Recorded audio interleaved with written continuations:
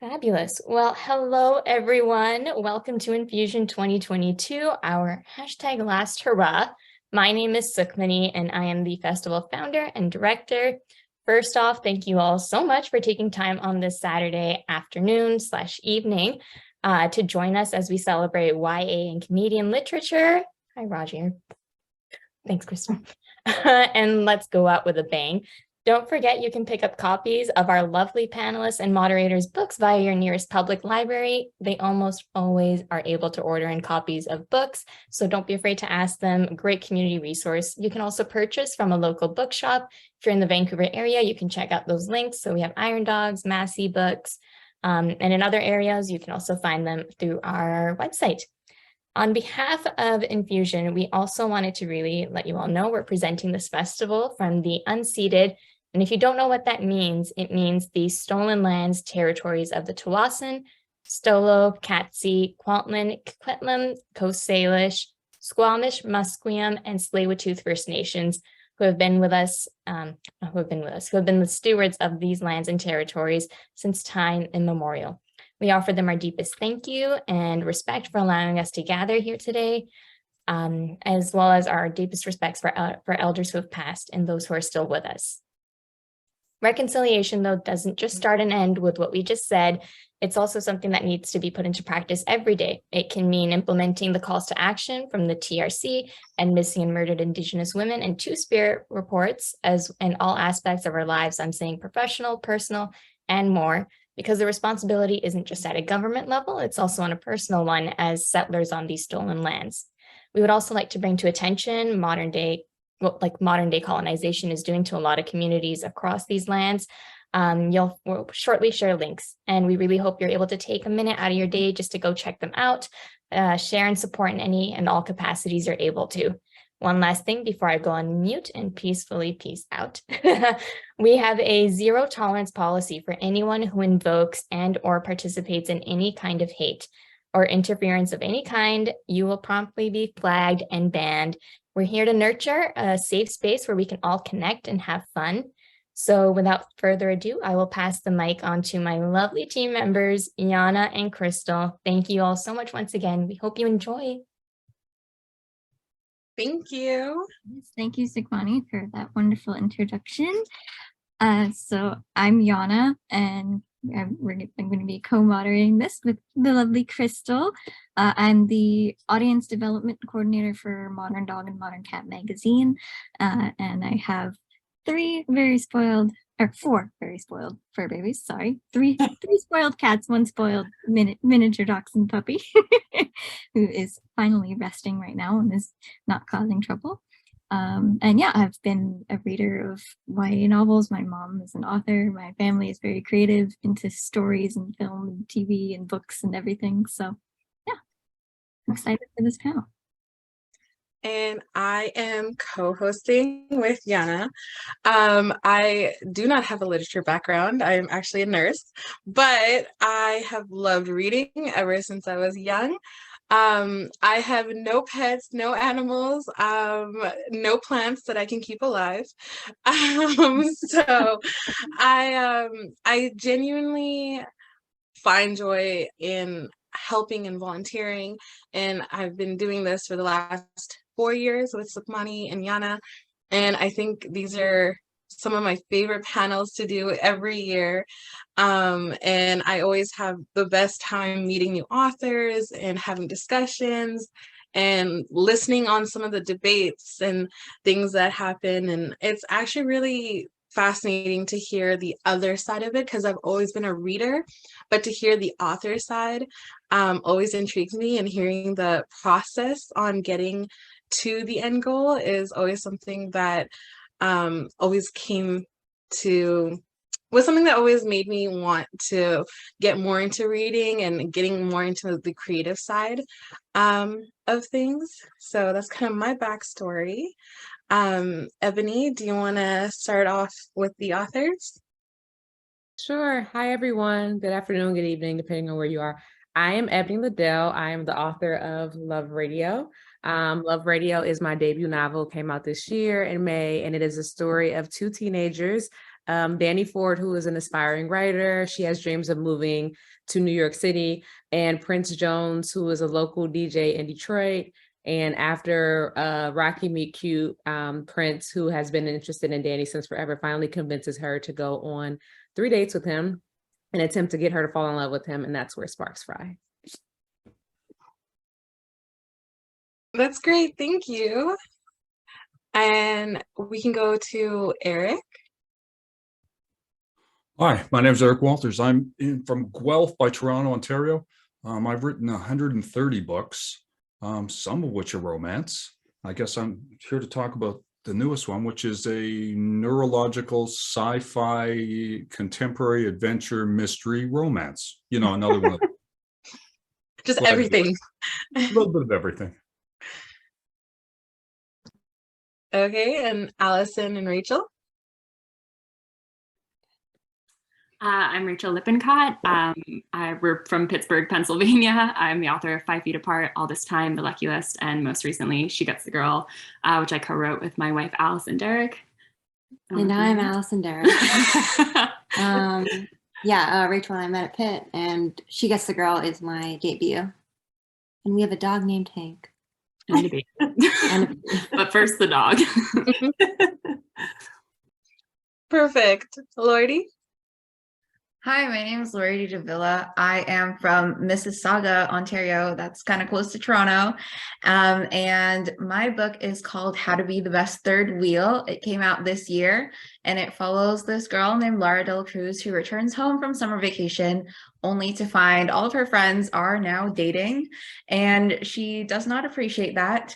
But the people that her friends are dating are the friends of her arch nemesis. So now they are both third wheels. And yeah, some stuff happens. Perfect. And Rebecca? Hi, I'm Rebecca Skye. I live on Vancouver Island. It's the most beautiful part of Canada. If you have never been, you should go. I write contemporary fantasy and YA romance. It's not always all together. My most recent work was in the Everybody Shines Fat Positivity anthology, and it's really important to me to have disability and all body diversity rep in my work. And my next one, which I can't, maybe we'll talk about soon to be announced, does have disability and fat positivity, and it's a rom-com, so very excited about this panel. Thank you so much. Rati? Hello, everyone. I'm Rati Mehrotra. Thank you to Infusion for inviting me to this panel. I'm a Toronto-based writer of science fiction and fantasy. I write both short fiction and novels, and for both adults and young adults. But Night of the Raven, Dawn of the Dove is my very first YA fantasy. It's based in an alternate medieval India, and you follow the adventures of a young guardswoman as she solves a series of assassination attempts. And there's magic, there's murder, there's betrayal, there's monsters, and my favorite bit is the kissing. So looking forward to chatting about romance today. Okay, that book sounds fascinating. I think I'm gonna go get me one copy. Lynn? My name is Lynn Painter. I write rom-coms. Better Than the Movie and The Do-Over are the YA rom-coms I have, and then I have a couple adult rom-coms. And I live in Nebraska, so I don't know. Am I the only non-Canadian thrown on here? No, Ebony. We have Ebony. Earlier I was too, and I thought, am I in the wrong place? Like, did I accidentally get on this? Everybody's delightful. But okay, and last but not least, Anthony.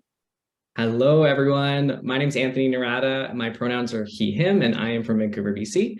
And my debut YA novel, Skater Boy, was just recently announced. It is a gay reimagining of Avril Lavigne's classic song where he is a punk and he did ballet. And it hits bookstores in spring 2024 from Soho Teen, which may seem like a very long ways away, but you can add it on Goodreads right now if you'd like. Thank you so much for having me, and I'm thrilled to be here with you all. Okay, great. Introductions went so good.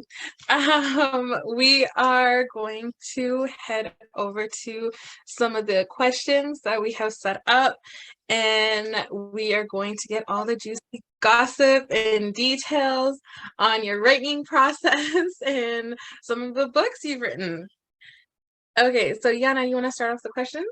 Sure. And so just feel free, anybody, we don't have to answer in any specific order. Feel free if you have something to say or contribute to the question, feel free to jump in. Just also be respectful of, people's time and if anybody else has something to say. So, yeah, so we'll start with our first question. And in an industry that is so saturated with romance novels, how do you come up with new ideas and creative heartbreaks? Whoever wants to hop in can hop in. Or I'm going to be a teacher and start calling on people. Yeah, we will call on If people. you like, I can Okay, start if you like. For me, I think as a reader and as a writer, the setting and the world make a lot of difference. So, and especially because I write fantasy, so there's like the huge scope of world building. So I think you can use whatever tropes you want as long as you're doing it in a fun way and maybe in a unique setting. So I personally love romance in my fantasy, especially when you have alternate worlds. So just leaving that out there. And that's a good point too. I think you can have a lot of similar romances, but the setting and the background and the buildup, I think there's so many options and it's a lot of diversity that it becomes its own thing. Great, thank you. Anybody else? I also feel like romance, especially in YA, is so based on characterization that I feel like you could ask everybody on this panel, okay, you need to write a fake dating story. And they would all be set in such different worlds in such different ways with different characters. That I feel like, yes, some of the tropes are redundant, but I feel like they could all be completely original. So I don't know if it's, yeah. Those are very true points. Yeah, I would even add to that, even when I think of like, I think of this type of stories that I write or type of romance stories that I write, and they always, the plan is, I only have written one book, but the plan is for them always to center Black girls. And I can think of a story that I might write that, I have a lot of ideas for romance stories that I want to write. But if one of my ideas, someone who is also a Black writer comes out from it like 6 months from now, and her story is set in the South and my story is set in the Midwest where I'm from, you're already going to have a different sort of setting. There might be different ways to say things. There might be different experiences, even with us being from the same culture. And so I just think that's the beauty of romance is, like we said, you can have a trope, but we'll all sort of bring our own unique experiences to the page. For sure. Yeah, Rachael and I both write like a lot of lesbian YA, and I mean, I feel like you can just really take any classic rom-com and like make it gay, and it's like a whole new story. Yeah, honestly, it's something fresh. Yeah, definitely. Yeah, the tropes have only really been done in the cis-het white world, right? Like we need more, Black rom-coms, disabled rom-coms, plus size, queer, like that's where the tropes are just being rediscovered, and it's really exciting to see what's coming out. I don't think it's time to cancel any romance tropes just yet. I think we're going to surprise you. Even just authors on this panel have been putting out such incredible rom-com content. So, yeah. I agree with Rebecca. I remember being on a road trip home from Florida back in like 2019, and Avril Lavigne's song came on, and I was like, I remembered the time when I was young and I used to secretly change the pronouns of songs so that I could feel myself in that song. And I was like, wow, that would be an awesome book. So exactly what Rachael now said, like, same song, just make it gay. And then I was off to a running start. And Loridee, do you have anything to add? I feel like I agree with all of it, but when I think about writing romance, it's just, I feel like I can never get sick of tropes regardless of like the setting that they're in. I think romantic tropes just give me serotonin. So I will consume the same thing in different fonts over and over and over again. And I don't mind. Like I love that. I live for that. Oh, I'm the same. I told you guys from the beginning, I'm a hopeless romantic. I will devour romance novels and those really cheesy overly mushy novel. Oh, I love those so much. It gives me a lot of serotonin. It makes me really happy. Eric, did you want to add anything? I just think the greatest YA romance writer of all time was a guy named Bill Shakespeare. And what we're doing is we're putting common themes, like maybe there's 9 stories that we can write anyways, and we just put them in different settings with different cultures, different parts. And most of the time you can see what's coming, but it's getting there that's the challenge. It's creating the characters. And we are, I hope, most of us, romantic in nature. It's a lovely journey, even when you know what the road's going to be ahead of you. Mm-hmm. I totally agree. And I think I think I started with Shakespeare in high school. I think it was mandatory for all of us to read Shakespeare. But I think I read a lot of romances in my high school time where I'm like, I started with in class with Shakespeare, and then I went to different authors, and I found like I'm Fijian, so I was starting to see like people of color come in, and I was seeing different backgrounds and then different universes, and I think it was a huge change. And I love the progression of like, as I got older, I started getting into different genres and different categories and seeing so much diversity. And I think I see a lot more diversity now than I did back when I was in school. So I think that's a great, well, we definitely have a long ways to go. And I think there's so much left to write about, but I think we're heading in a good direction.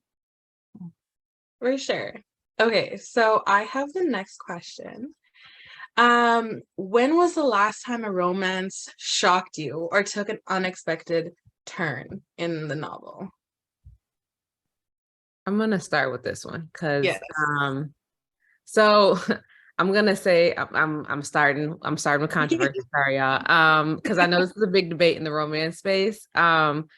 So I actually look to romances to give me happily ever afters. And so I know what I'm about to say, it could go either way, but I do appreciate authors who kind of do, but kind of don't give you the happily ever thought after you thought you were going to get. Like, I'm not so much of a purist in that sense, and that I need a romance to end with them like being together in love forever. Because to me, like, I think some romances like that I've heard from like friends or family, like they were like this intense, like crazy romance, but it didn't mean forever. So I would say that's what I'm most shocked when, like, I assume I'm going to walk in getting a happily ever after. I don't get it the way I want, but I'm still like satisfied with the romance. Mm-hmm. I think that's a huge thing. Like, a lot of times people don't want that satisfaction. They want the crazy dramatic cliffhangers.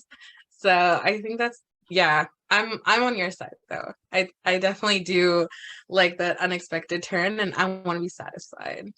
And you have to remember too, especially in the YA romance sphere, is that they're high school students. High school students don't necessarily end up with the person that they're going to meet in the book. So the reality of them not being together is actually more realistic. It's just people get upset when that happens. Yeah, for sure. Lynn, do you have anything to add? You know, I was literally thinking what he was saying. That I was like, in YA, I mean, across the board, you pretty much always get a happy for now because you want to see them together. But I don't think I want to read a YA where you're like, I know they're going to get married and have 5 kids. Like, who wants that? You just want like the movie ending where you're like, yay, holding up the sign, they fell in love, they're together right now, you know? Yeah. So, yeah. No, for sure.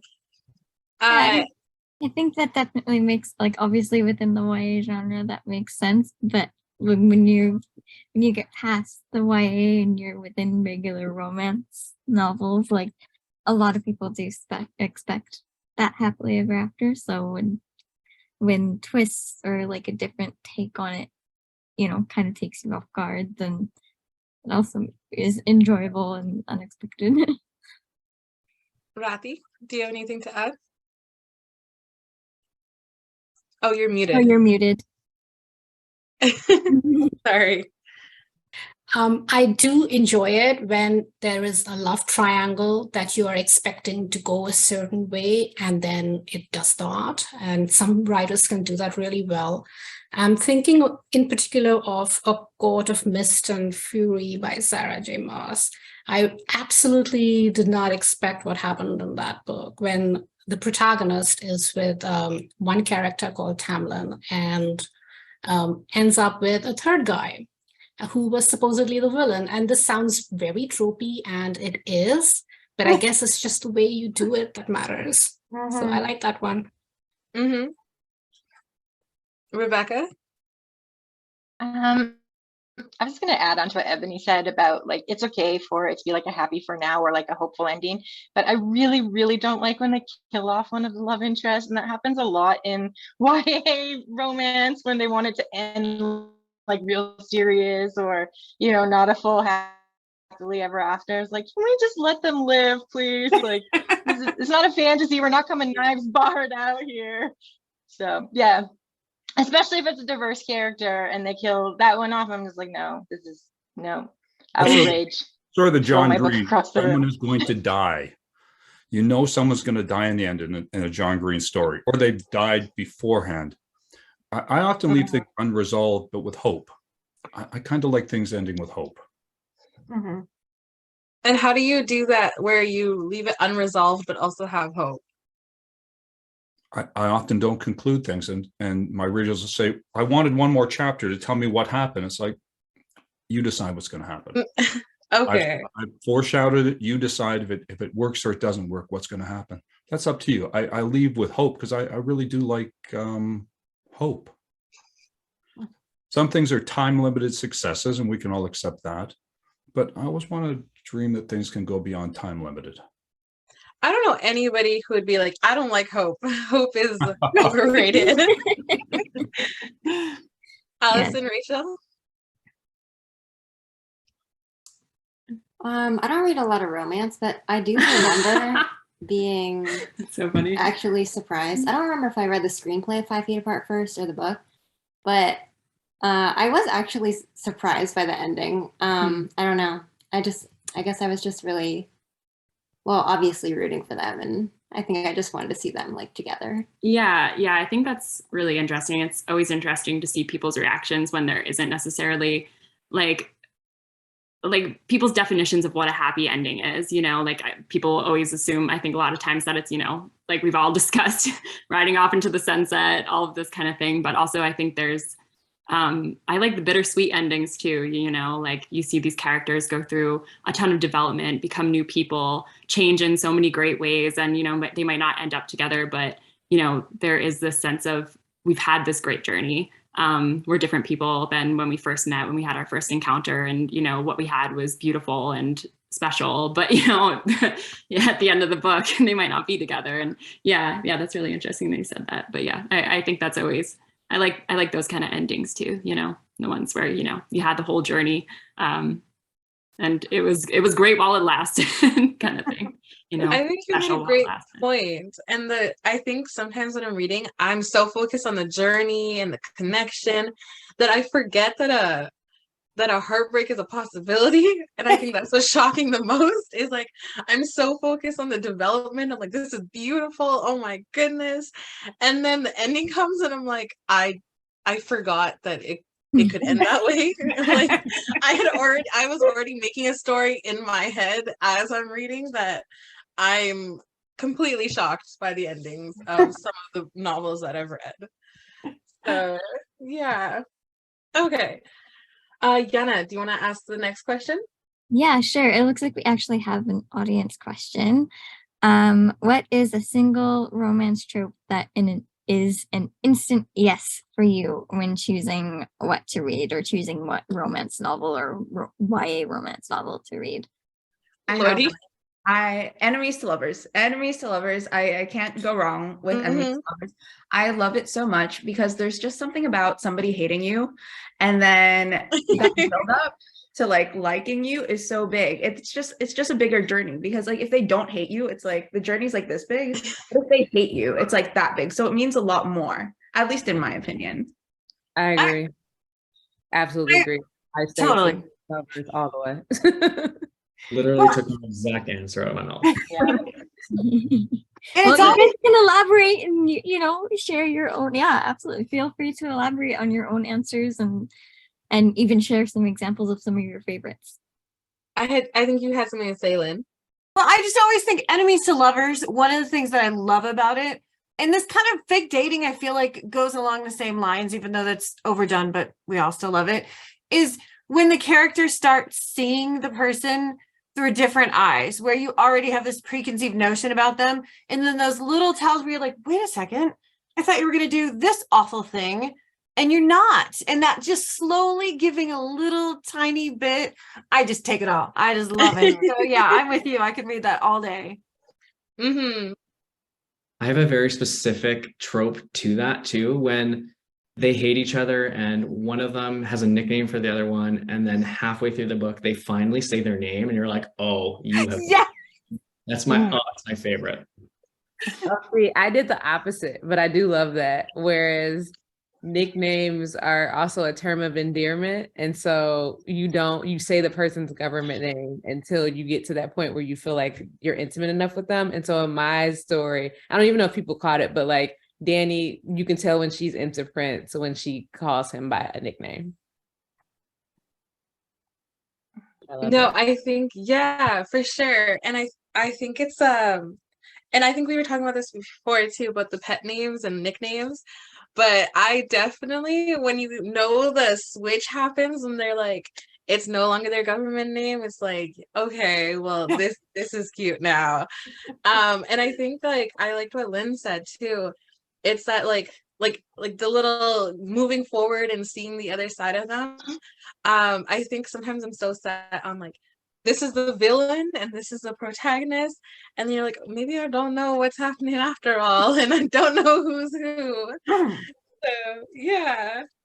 Anybody want to add anything else to that? I'm also a big enemies to lovers fan, and I feel like especially that moment where like I feel like it's in a lot of them where they're like, maybe face to face, and like there's a lot of hate in the scene, but then it's like, are we gonna make out? Like Something else Is is it a nice happening here, yeah. We're gonna kiss or die. Yeah, the suspense and it's a lot, especially when you're reading, you're on the edge of your seat. Mhm. No, it's definitely a really good trope. So my question to you guys is, when writing romance, there's a lot of character development and it takes a lot of story building. Do you already have an idea on how the romance will go as you write the novel, or are you just as surprised as we are when you reach the end? Eric, do you want to start this one off? I'm a classic plotter. I have my stories plotted out fairly clearly, but it's like having a GPS. I have a map where I'm going to go, but I get surprised all the time. The GPS is continually readjusting the way, and it's like, if I see a bridge falls down, I don't turn to my family and say, hang on, I think I can make it. Yeah. There are times I almost think that if I open my computer slowly, the characters are in there having a discussion, and they're deciding to make it go in different directions. I get surprised all the time, even though I'm a plotter. Mm-hmm. I completely agree with Eric. I mean, I've only written one book, so I can't sit up here and be like, this is what I do. But I'm finding what I do is I plot it out, I have an outline, and then what I love about writing is where it takes you. And so a good example is in Love Radio, one of the dates is during Christmas, and it was a tree lighting ceremony date in downtown Detroit. And, you guys are in Canada, like, for the holidays, having a date outside for an extended period of time, that's not cute. That's not sexy. Like, you're cold and you're ready to go inside. So I had to scrap the idea, and say, okay, Ebony needs to be an indoor activity. And then that's kind of when I came up with this idea for a bookstore, but I also had to think as the character and realize Prince is not a reader. Like, he's not a voracious reader like all of us on the panel. So how could he do something that shows like the reader that he's really trying to impress her, but make it a date that is very Prince centric? So that's really, it does become these characters take on a life of their own. And then you find yourself thinking about like the characters, and that sort of shapes or reshapes the story that you're writing. No, for sure. Oh, sorry. No, go ahead. Go ahead. No, yeah, that's a really good point. Yeah, I just finished up a round of revisions on my next book, and it was very similar to that. Every time I sit down at the computer, I am totally a plotter as well. I know exactly what I'm going to write, but after getting to know the characters for 2 drafts of this story, the same thing kind of happened. I all of a sudden had to like rewrite the ending because I was like, this is not this character. This is not what this person would do. This is their romance. This is not how they would act in this situation. So yeah, you come to know the characters better, and they can totally change the story for you as you understand them more and more with each time you write your drafts or each time you get closer to them. So yeah, that's cool. Yeah, I'm gonna agree with that, and then add and also depends on how egotistical, how much ego is involved for your characters, to how things are going to work out in the scene, and it can go a completely different way than how you planned it. The characters just have their own, they're like, no, we're not going to do this, we're going to do this. Is there anybody here who's not a plotter who does genuinely? Oh, Loridee, let's hear it. So I am definitely not a plotter. I am 100% a pantser. So what happens in my story really depends on what I have done that day. So it's who knows where it's gonna go? I don't know where it's gonna go. I don't know if my characters know where it's gonna go. I just kind of follow the wind and see what happens, which is why most of my stories make not a lot of sense when I first write them, and I just kind of rely on the fact that you have to edit them, so then I can try to make them make some sort of sense afterward. But yeah, I feel like my characters do take on a life of their own. And when I was writing my book, I didn't expect having that ending. But then when I got to that part, I was like, okay, yeah, this feels about right. You guys look like you would do this. So does that mean if you had a particularly rough week, your characters are gonna have a rough time too? Yeah, it's if I have a rough day, there's just going to be a point in the book, maybe it's in the middle, and then out of nowhere, it's what are all these life lessons? Yes. No, I love that. Part of it is, again, we all plot and we all pants, we move back and forth. I often wonder whether stories are more character driven or plot driven. If a story is more character driven, I think it needs less planning because the character is going to take over. If your story is plot driven, you pretty well got to get your plot in line, and then the characters fill in the gaps. Again, I tend to plot more than I do pants, and I tend to be story driven more than character driven. Okay. Yeah, and I think those are all really good points, and I think it's really interesting to hear both sides of it, the plotting side and the pantsing side. And I think as a reader, I don't see this background on it. I think I see the end result. So it's actually really interesting to see the process behind it. But yeah, anybody want to add anything else to the discussion? No? Okay, we can move on to the next one. Yeah, all right. So yeah, our next question then would be what was it about YA romance that had you gravitating towards it, and why romance opposed to other genres?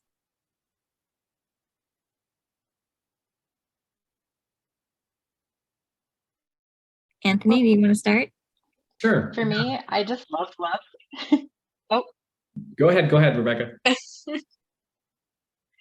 Oh, okay. I was gonna say, I just love love, and I love that in YA romance there's just so much more intensity. Every emotion is felt so deeply, everything is read into so much, and it just makes it a really intense, kind of fun, fast-paced, high tension read, and that excites me.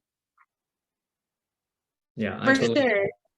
It's set in high school, emotions are running wild, every day kind of feels like a soap opera. So for me personally, I was a closeted teen in high school. I never got to experience the head over heels love or the inevitable heartbreaks that happen with all my straight counterparts. So being able to give that opportunity or that story to a reader is really special to me. And I mean, storytelling is all about escapism. So if we can give a reader something that maybe they crave in real life, that's super special. And you're really right. In high school, it's very dramatic. For them, this is the most intense thing they've ever experienced. This is the ultimate like issue, and everything's very emotional. And they're also going through puberty, so there's already a lot of emotions involved. So I think a lot of people can relate.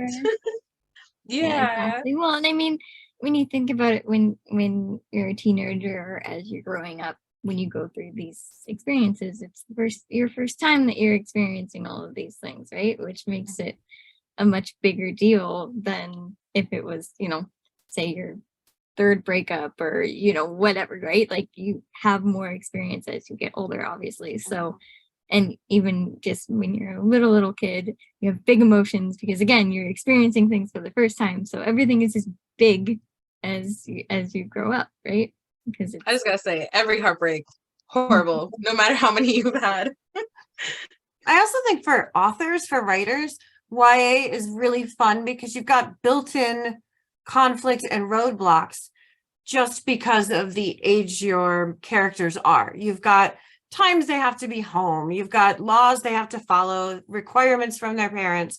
So you've got these built-in sort of framework of things keeping it a little bit in line. So it's you throw in other things, but you already have those built-in things. That didn't make any sense at all. You already have these things, and then you also have these built-in things. So it's all about the things. But it just, I think it adds an extra level of fun because you've got barriers already in addition to the conflict you're adding emotionally. So I think it's a lot of fun as opposed to writing like adult romance, which is also fun in a different way. Anybody else have anything to add? Yeah, I was gonna say, I mean, I know the barriers, like when you were like, this makes sense. It makes absolute sense. Because I think about the barriers of just love in general, like love, the idea of falling in love with anyone is just incredibly scary. Now add on the fact that you're a teenager and your body is changing and your mind is changing. And you have these barriers in terms of like adult decisions that you also have to make while also trying to figure out your emotions with falling in love with this person. And so it does feel a bit more extreme because in some ways it is, you're like, do I fall in love with this person or go away to college? And for you, it's like either or, like you can't possibly do both because it's both of it. This is the craziest thing I've ever had to decide. Now I have to decide both of these things at the same time. So that's why I love it. But then the other thing was I was very cynical about love in high school. And I realized it was really because I didn't necessarily gravitate towards the genre because I didn't feel like it like spoke to me. Like it was either books by authors who are white authors that didn't show love in the way that I was used to experience it, or like teenage rom-coms that had me as a side character, or I used to watch a lot of Black rom-coms when I was growing up, but that was geared towards adults. So for me, I didn't really see myself in it. So I didn't even know or think of it as an option outside of like, maybe it's just not my thing. And so that's one of the reasons why I gravitate towards it, because it was something that I felt like I hadn't seen enough of. And it was something I wanted to write, to have more teenagers like me feel reflected in like a love that seemed natural to them. I love that. Absolutely. I absolutely love your point, Ebony, and yours too, Anthony. And I think for a lot of us, because when you look back, those are such important, such formative years, such intense years, and not all of us have great memories of them. Sometimes the memories are bittersweet and sometimes they're really dark. And so YA romance gives us a chance to revisit that and maybe relive it in a way that's closer to your heart's desire. For sure. Anybody want to add anything else? No, I think we're good. Okay, let's go on to the next one. So I think this is one that I'm personally very interested in, is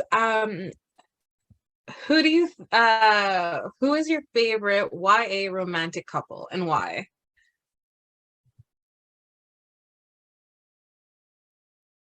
I know it's a hard question. I'll give you a moment to think. Give everybody a minute to think. I'm gonna start it off to get over with. Okay, so I'm gonna say the first thing that pops in my head, Natasha and Daniel, Sun is also a star. And I say that because it's like one of my favorite YA romance books. I love that both of the characters are from marginalized communities, that they have two different experiences. They have like these high pressure stakes or like, barriers, other things that they have to like figure out, but they also find each other. And also I love that Natasha is like the cynical one and Daniel is the poet. So yeah, I just love that they had like all these things that were happening that were negative, like deportation and stuff, like themes that are really real, but also like they have this moment of coming together, and it just seems like the universe, like always, puts two people together to fall in love.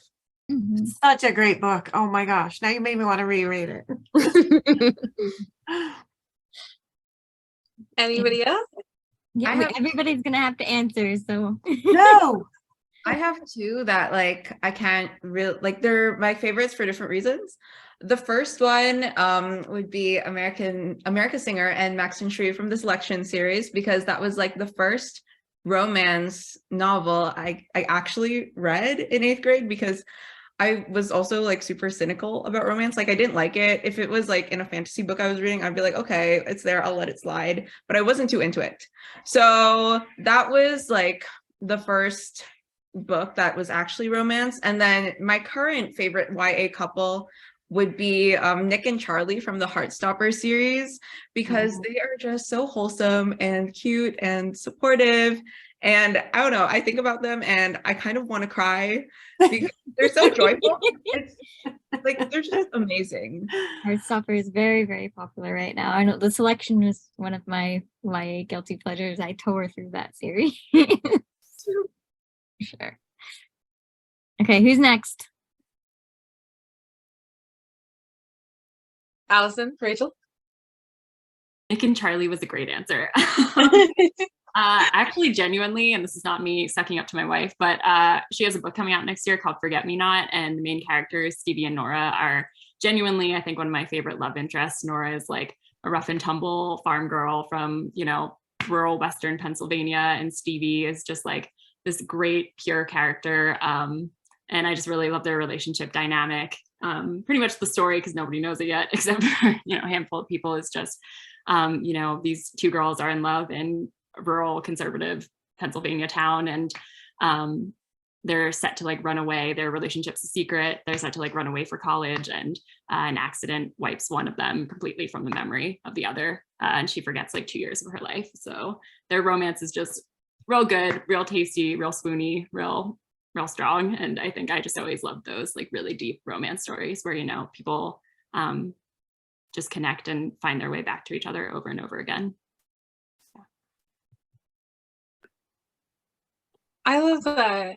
Yeah, it's a great answer. Everybody needs to add that one to their reading list. I'm so upset because I feel like I need to buy all these books because I obviously have been lacking on my romance journey. So I'm putting all of these on my wish list for Christmas. Anybody else have any answers about your favorite YA couple? Come on, Anthony, you have to have one. Oh yeah, I have plenty. I mean, there's the obvious like queer book talk ones of Red, White, and Royal Blue with Alex and Henry and Patroclus and Achilles, Song of Achilles. But I'd have to go with Ezra and Felix from Felix Ever After, Kathan Calendar's book. For those of you who haven't read it, you get on that. It's amazing. It's probably one of my favorite books I've ever read in YA. Friends to Lovers, and I love it because the characters, they make mistakes throughout the entire book. They're like quote unquote messy and sometimes even unlikable, but they're teens, and that's what makes them so lovable to me anyway, and so relatable. Nice. I agree. Yeah, it's a great book. Eric? Rebecca, did you have anything to add? Or Lynn? Yeah, oh, I can share my very first favorite couple, and that's Anna Green Gables and Gilbert Blythe. And it's so old school, I know, and it's not just because I'm a redhead and I'm Canadian. It's because Gilbert loved her for her mind and for her tenacity and for her bravery.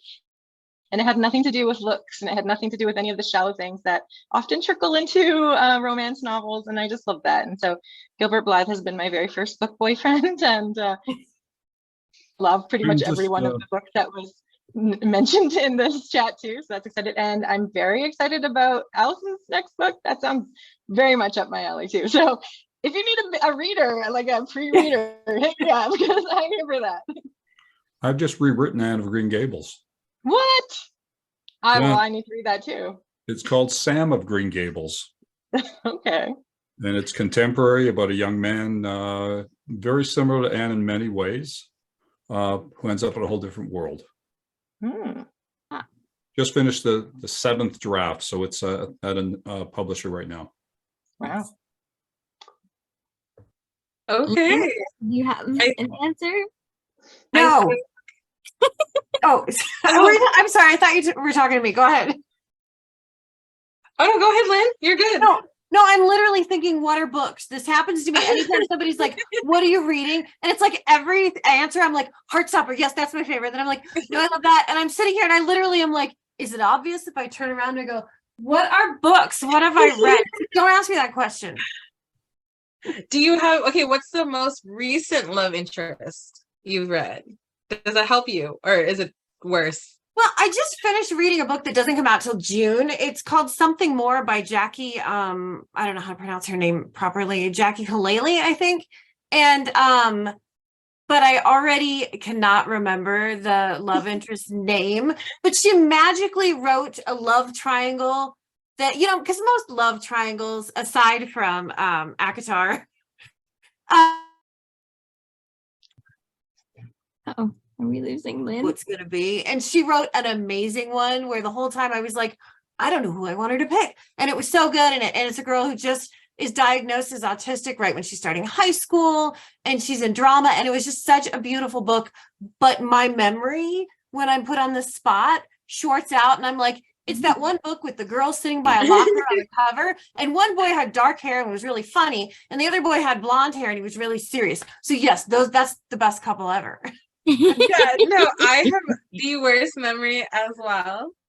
But I think all of these couples are beautiful. Rati, do you have any couples that really stand out to you? I'm gonna tell you my first. So this is a couple from a book which predates the YA category. So it's Howl's Moving Castle by Diana Wynne Jones, and it has this cutest couple, Sophie and Howl. Sophie is she's the eldest daughter, and she gets she gets hit by a horrible spell that turns her into an ancient lady, and she ends up working in Howl's Moving Castle. And Howl is known to be completely heartless and terrible, but he's actually not. He's actually really cute. I just love their dynamic and how they grow together and how they solve the whole mystery of the Wicked Witch together and the spell of aging that has been cast on her. It's really cute. I love that. I would say my favorite couple, and this is such an old book that I've read way too many times, but I don't know if you guys remember Graceling with Katza and Poe, but it is my go-to book. It's my feel-good couple, and I just love how powerful she is and how like she really don't care, and he's just like he's there and he's like, you know, and you see the development of the relationship. So I think those are that's one relationship that really stands out to me, and it's past the test of time. So Yaunna? Nice. I don't know. I have a couple. I do have a list, but one of mine probably, even though it's sad, it would probably be Hazel Grace and Augustus Waters from Fault in Our Stars, just because their love stories, you know, so intense and there's so much emotion wrapped up into it. And the selection series is a really, really good one. So many, but Katniss and Peeta, I definitely think, like, just, you know, the Hunger Games is so great, and this having their relationship and how that forms throughout the whole series is such a joy to, you know, read and see their journey together. And I'm sorry, but Gail is a bit of a baby. Just those are just a couple of examples for me. Does anybody want to add anything? No, we have an audience question as well. The question is, what upcoming 2023 YA book are you most looking forward to? And there's another one for any underrated YA recommendations.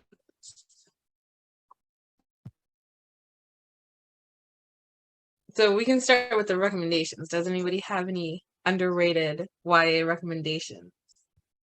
I see Lynn thinking here. No.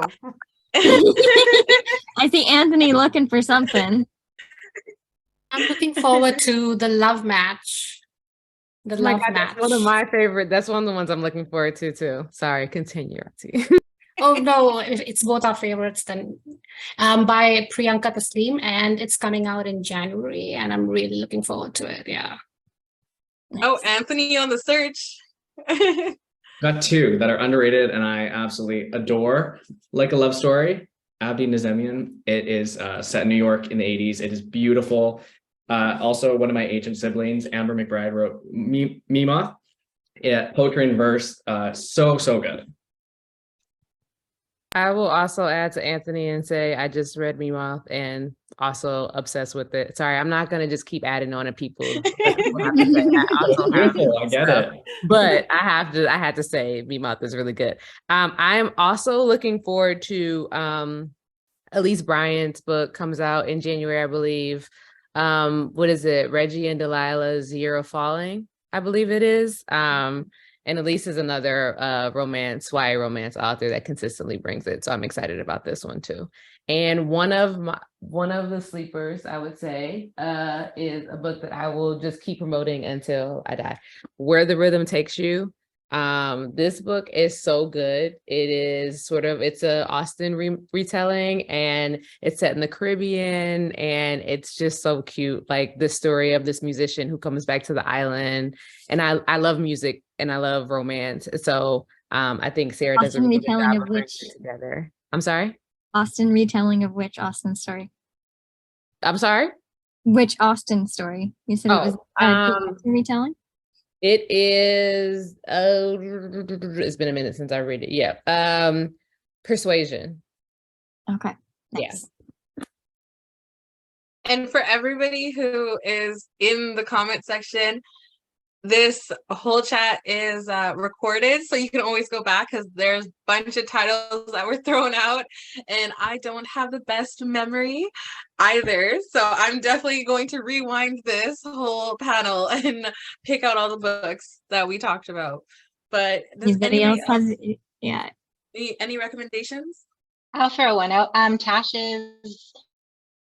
McAdam was a panelist on a prior panel list today, and their book No One Left by You comes out, and Tash is Anthony's publisher sibling, right? Or imprint, even editor sibling, right? Yeah. Tash is awesome. So you want to check that one out. That's going to be a really cool book. What book was it? No One Left But You, I believe it's called. Let me just double check the title. Yeah, I believe that's it. Perfect. We got our eye out for that one.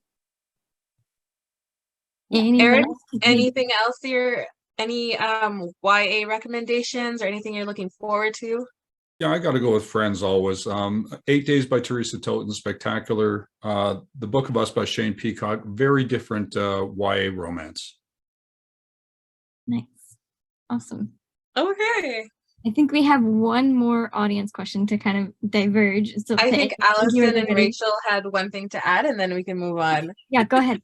Just real quick, in the underrated category, Here the Whole Time by Vitor Martins. So good. I feel like it's just like the story is so sweet and so special, and like just first love, big feelings, and like you're like, I feel like, and a lot of times you're reading a book and you're like, where's the third act breakup? And like it doesn't happen, and it's just like smooth sailing the whole way through, and it's just really special and one of my favorite reads. Yeah. Nice. Cool. Sorry. Beautiful. Awesome. Well, if anyone else with any recommendations or anything else that they're looking forward to. Okay, so for our last question, as we kind of wrap up to diverge a little bit, it's the audience member was saying, this isn't romance specific, but what does your revision process look like? Because we have some aspiring writers in the audience. Any tips or tricks anybody has? Ebony, is There's a there lot of anything you crying. learned? Oh, go ahead, Rebecca. I was just going to say there's a lot of crying involved. So make sure you have Kleenex and something handy that, alcohol if you're old enough. Over. I got called on, so I was gonna say. Well, just because you're a new writer, so do you have any tips Oh or yeah, I tricks for can. somebody upcoming? Sure. So one, you got to do it. You got to just write it. And you know what's interesting is I also worked in book publishing. So I worked on the other side, and I actually would psych myself out because I would read all these manuscripts. And I'm just like, I can't write as good as they do. But a nice little tip to know is all of the authors on this panel, all of the authors that I read, like they have editors, and the revision process, I promise you, is life-changing if you go with it. I mean, it is a lot about you being open to the critique of your editor and trusting your editor to bring out your best work. But like, you just need to just put it on the page. And so when I started writing, what I told myself is I can create this document, and if it sucks, I can just put it in my trash. Nobody ever has to read it. We're good. Nobody has to know I ever tried to write. And so that's what I would just like, put it out there, and you can go back and revise it and edit it later, but you really just need to put it on the page. And I love revisions. So I like people to tell me about them. So like, tell me where my work needs to be better.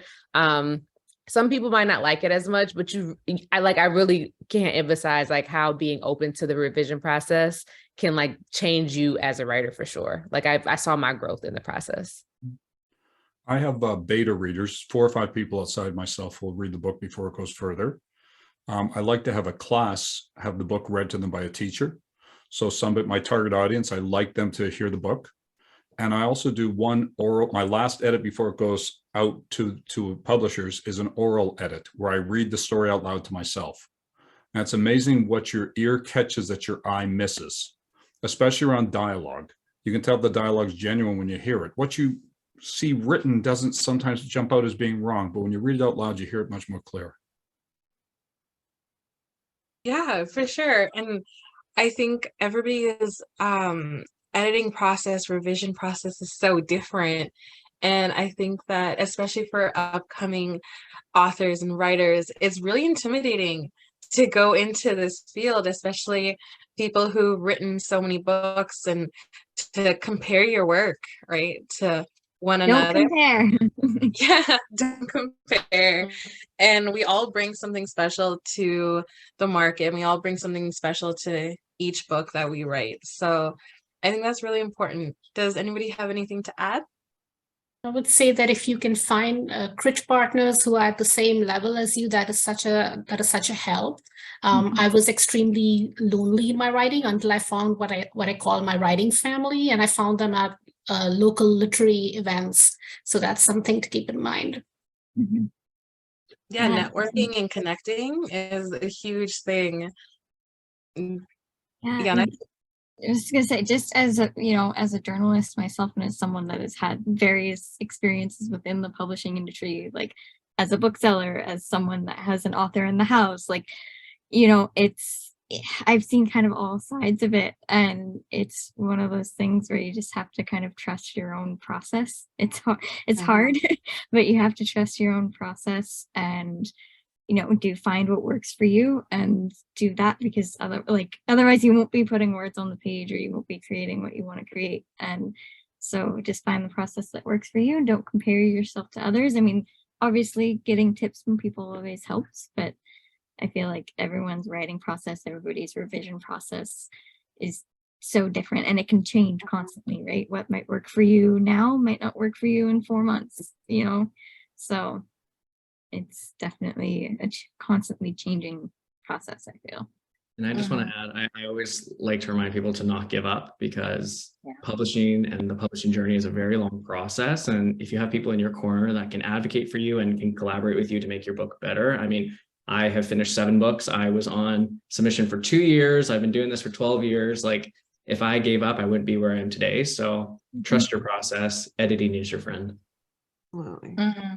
Yeah, and add on to that what Anthony said and what Ebony was saying earlier, that sometimes when you're in revisions, your book will feel broken, and you'll feel like it will feel hopeless. You'll feel like you're doing everything wrong, but just keep chipping away at it, keep working, and the picture will start to form again. If you just trust that, the editors or your critique partners have your best interest, and you weigh their comments against, your hopes and goals for your work, and see what fits, and just keep working at it. Don't give up at any stage, because it is a very daunting industry once you get into it.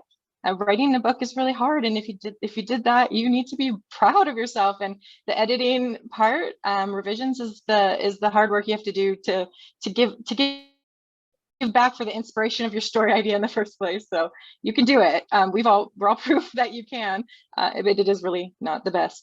It's not the funnest. I wish I had Ebony's love for it. I love the line when it comes to line edits. I love that, but like structural big changes, that makes my brain hurt. Rebecca, ask me this in February. We'll see if I still have the same feeling. Okay, we did amazing on time. She told me 3 o'clock. We made it to 3 o'clock. We actually do have a giveaway to do, since this is our last panel.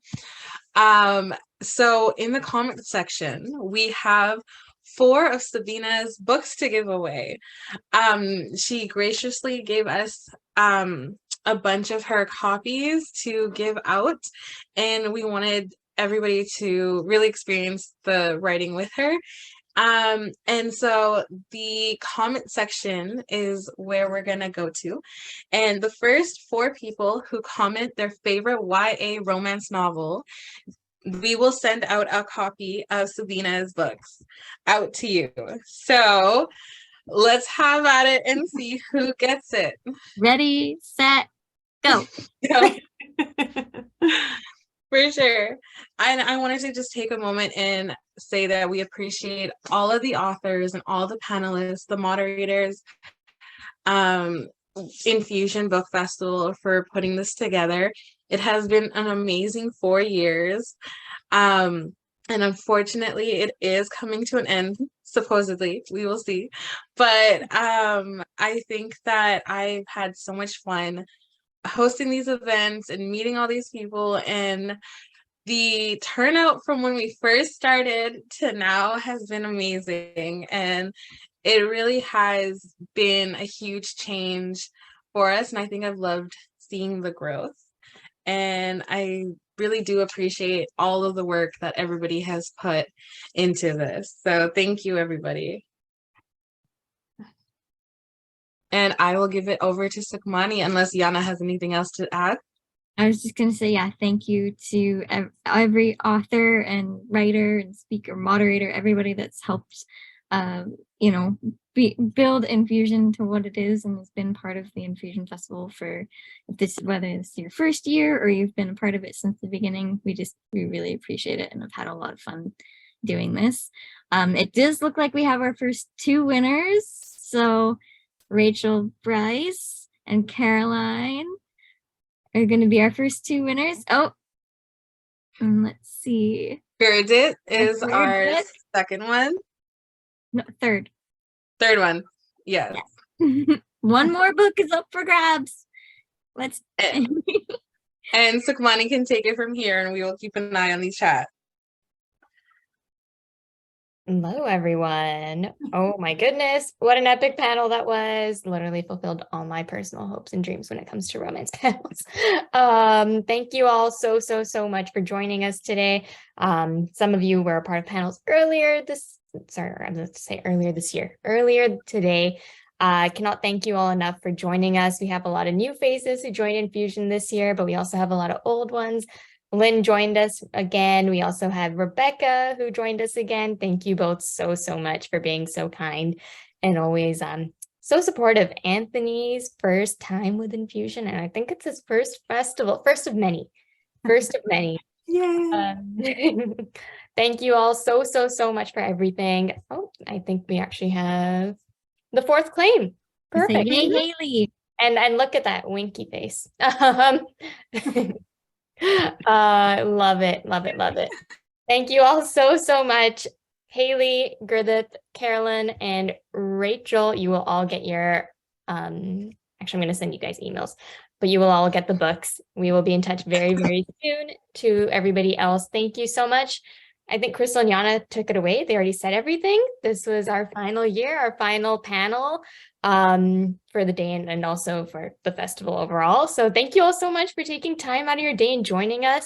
There will be lots more to come from Infusion in the next couple hours. Thank you, scheduled posting. We'll see you all really soon. Take care, stay safe, and have just the best time. Thank you. Bye. Bye. Thank you.